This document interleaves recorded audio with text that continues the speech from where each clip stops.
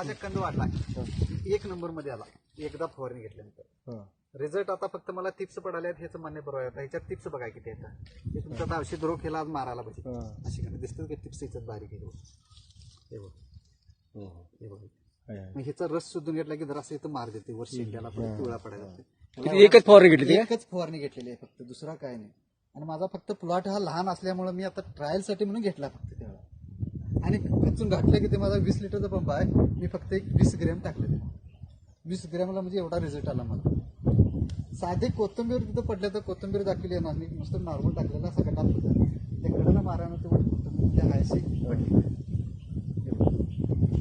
खरोखर मला अनुभव वाटला की एवढा प्लॉट आता तिथल्या इथं साधा किशोरचा प्लॉट आम्ही 2 गुंठ्याला वापरला. 2 गुंठ्यात रिझल्ट एवढा वाटला आणि पॉवरफुल वाटला.